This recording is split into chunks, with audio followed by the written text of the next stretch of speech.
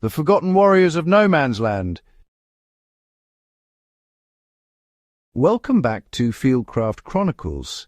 Today we're venturing into territory rarely explored in the annals of military history, the stories of the silent soldiers who carried messages through artillery barrages, hauled supplies across cratered wastelands, and provided warmth in frozen dugouts when all hope seemed lost. These weren't men decorated with medals or remembered in monuments. They were dogs, horses, pigeons, and even bears who became indispensable partners in humanity's darkest hours. Their stories reveal not just acts of animal instinct, but a profound fieldcraft that emerged from the bond between soldier and beast, a partnership forged in mud, blood, and unwavering loyalty. As we explore their contributions, we'll uncover survival techniques that transform these creatures into tactical assets and discover lessons that remain relevant for anyone serious about preparedness and bushcraft today. Picture yourself deep in a forward trench somewhere along the Western Front, autumn 1917. The air reeks of cordite, waterlogged sandbags, and decay. Telephone wires have been severed by shellfire for the third time that morning, and the radio equipment, primitive, heavy, unreliable, sits silent in its dugout. Your unit is surrounded, casualties mounting, and the only hope of relief lies in getting a message back to headquarters 3 miles away across a landscape that resembles the surface of an alien world. This is where the dogs entered the story, and their fieldcraft was extraordinary. Military working dogs were trained to navigate chaos that would paralyze even experienced soldiers. They memorized routes through trenches by scent markers, learned to crawl on their bellies when machine gun fire swept overhead, and could traverse no man's land in minutes where a human runner might take an hour, if he survived at all.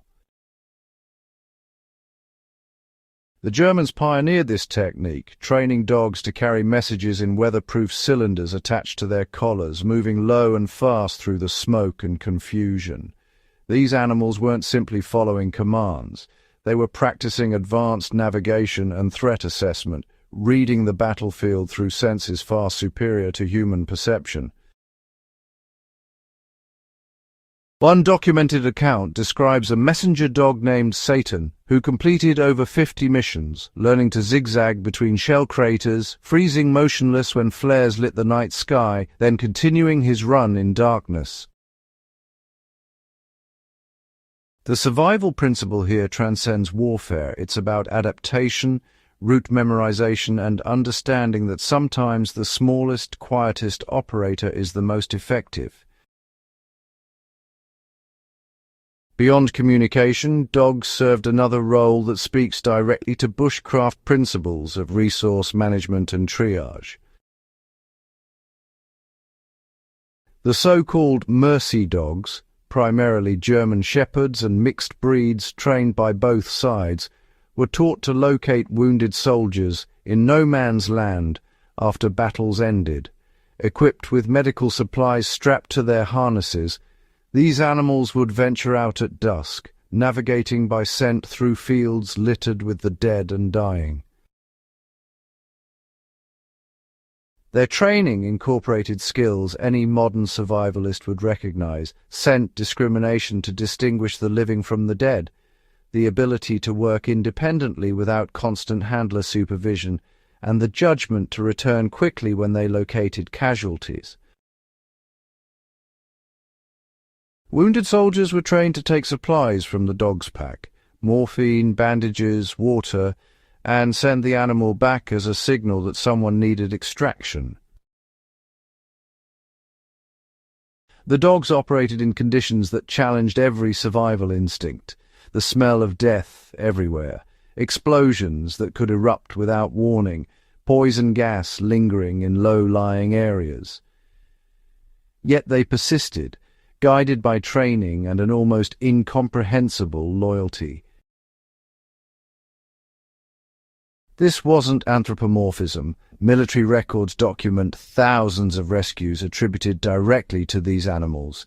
The Fieldcraft lesson embedded here involves operating in hostile environments while maintaining focus on the mission, trusting your training when instinct screams retreat, and understanding that preparation and conditioning can override even primal fear. While dogs work the ground, pigeons own the sky, and their contribution to military communication reveals sophisticated biological navigation that modern technology still struggles to fully replicate. Carrier pigeons weren't simply released with messages hoping they'd find home. They were part of carefully maintained networks that required significant fieldcraft knowledge. Pigeon lofts were established at headquarters, and birds were transported forward to frontline positions in special baskets. The soldiers who managed these mobile lofts needed to understand avian behavior, nutrition under stress, and how to protect these fragile creatures in environments designed to kill. Pigeons could fly through weather that grounded aircraft, navigate despite smoke obscuring the landscape, and home in on lofts dozens of miles away with remarkable accuracy. The famous pigeon cher ami, shot through the breast and blinded in one eye, still delivered the message that saved nearly 200 American soldiers trapped behind enemy lines. The fieldcraft involved in maintaining these communication networks was substantial. Handlers learned optimal release times, understood how weather affected flight paths, and developed portable shelter systems to keep birds alive in flooded trenches. For modern preppers and survivalists, the principle remains relevant. Redundancy in communication systems isn't luxury, it's necessity. And sometimes the lowest tech solution proves most reliable when everything else fails. These stories of animals in warfare aren't merely historical curiosities. They're masterclasses in adaptation, loyalty, and the partnerships that emerge when survival demands cooperation across species. The soldiers who worked alongside these creatures learned fieldcraft lessons that transcend any single conflict. Trust your partners completely, prepare redundant systems, recognize that intelligence takes many forms, and understand that sometimes the quietest contributor makes the greatest impact. As you develop your own bushcraft skills and preparedness mindset, remember these silent soldiers who asked for nothing, served without question, and saved thousands through courage that knew no medals or monuments. Their legacy challenges us to think differently about resilience, capability, and the bonds we forge in pursuit of survival.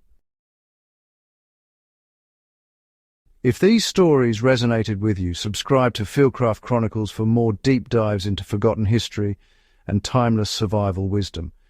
Share this video with fellow history enthusiasts and anyone who understands that true preparedness means learning from every source, including those who served on 4 legs and wings. Until next time, stay prepared, stay curious, and never forget the silent soldiers who stood beside us in humanity's darkest hours.